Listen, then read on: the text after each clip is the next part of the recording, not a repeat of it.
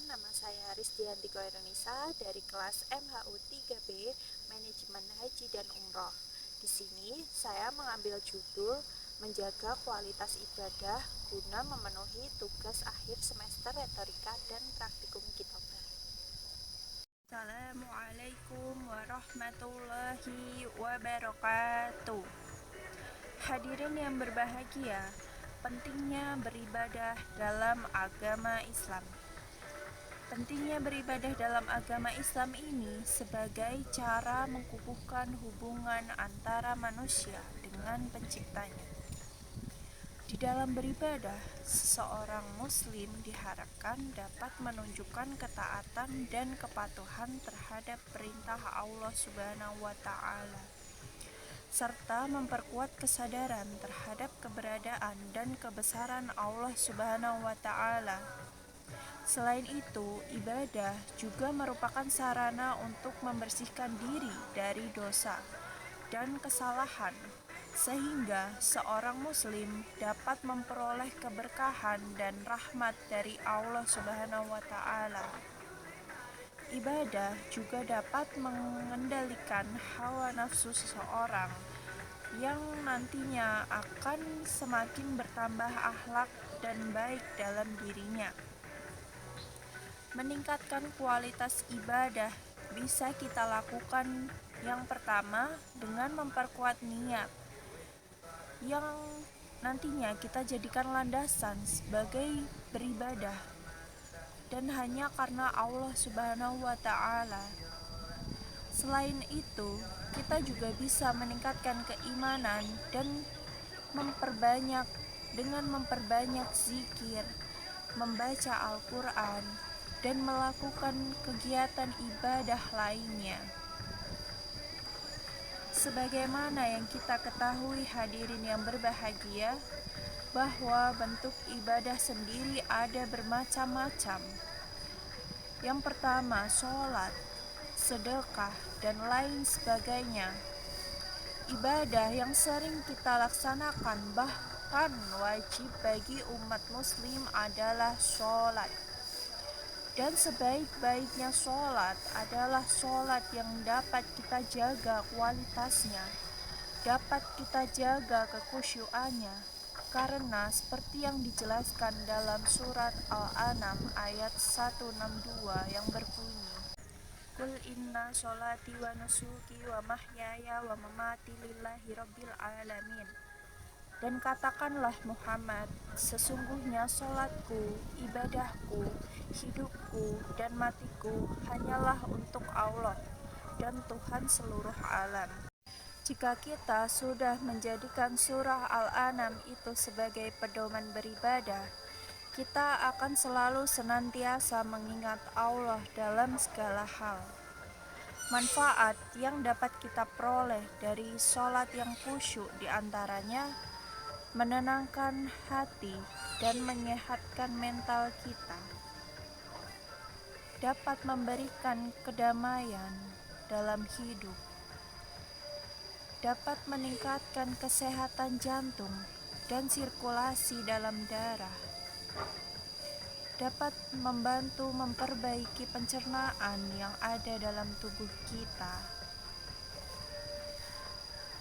mampu mencegah dari perbuatan keji dan munkar, dan yang terakhir, menghapuskan dosa-dosa kita. Terkadang kita merasa sibuk dengan hal dunia yang fana ini dan kurangnya ibadah sholat kepada Allah Subhanahu wa Ta'ala karena mungkin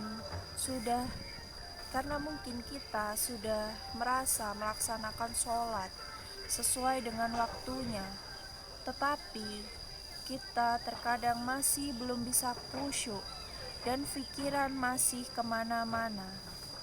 Hal ini yang Allah sangat tidak suka, dan bahkan bisa saja sholat kita tidak diterima oleh Allah.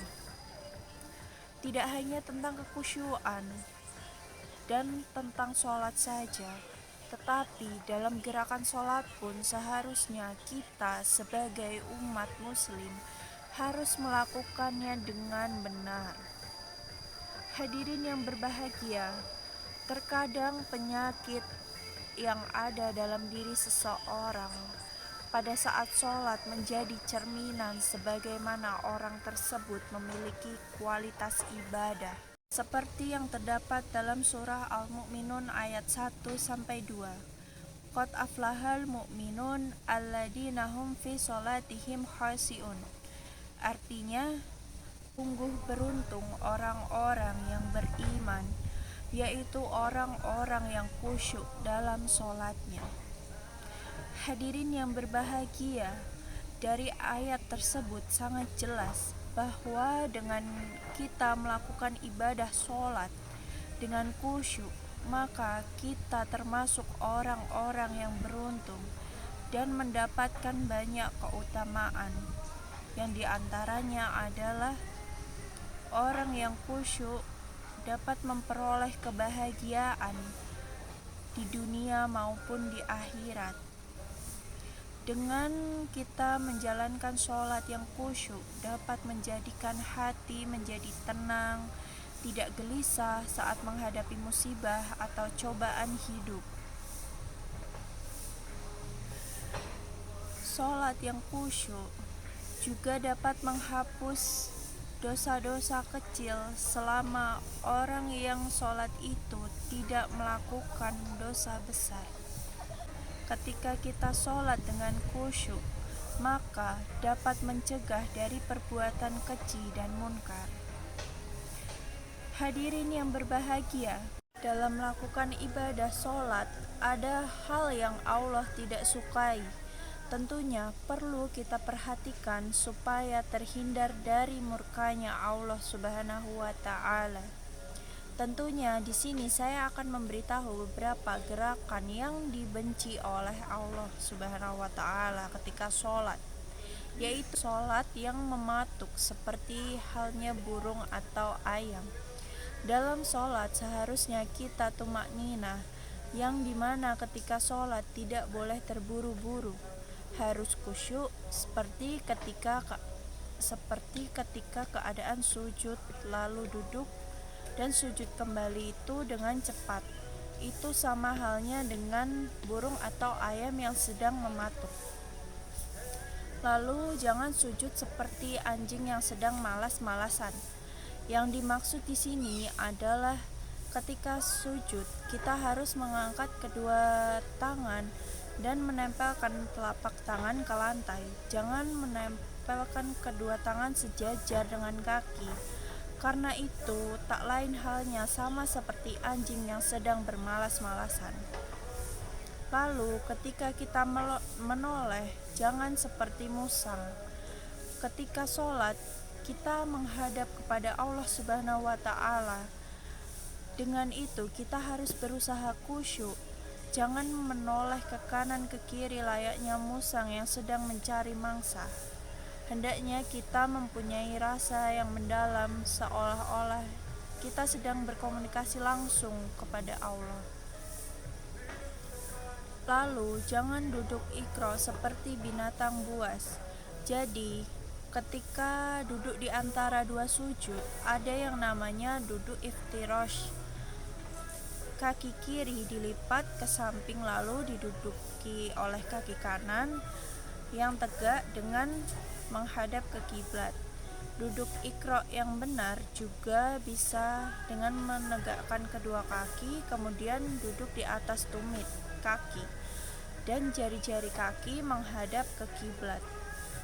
Jangan duduk ikro dengan menghamparkan kedua kaki kanan dan kaki kiri. Jangan seperti buntut kuda, yang artinya ketika kita mengakhiri sholat dengan salam, seharusnya kita menoleh ke kanan dan ke kiri. Jangan menggunakan isyarat seperti tangan yang digerakkan ke kanan dan ke kiri. Pasti masih banyak lagi hal yang disebutkan di atas yang secara kita tidak sadar kita melakukannya. Maka pentingnya mengkaji lebih dalam agama Islam Sebab banyak hal yang mungkin belum kita tahu itu salah, tetapi kita melakukannya. Bahkan sangatlah penting menjaga kekhusyuan dalam beribadah supaya kita dapat melakukan dan kita dapat menjaga juga kualitas ibadah. Mengetahui apa saja larangan yang tidak boleh dilakukan atau bahkan Allah sendiri tidak menyukainya. Sekian, apabila ada salah kata itu murni kesalahan dari saya. Hitaufiq wal hidayah. Wassalamualaikum warahmatullahi wabarakatuh.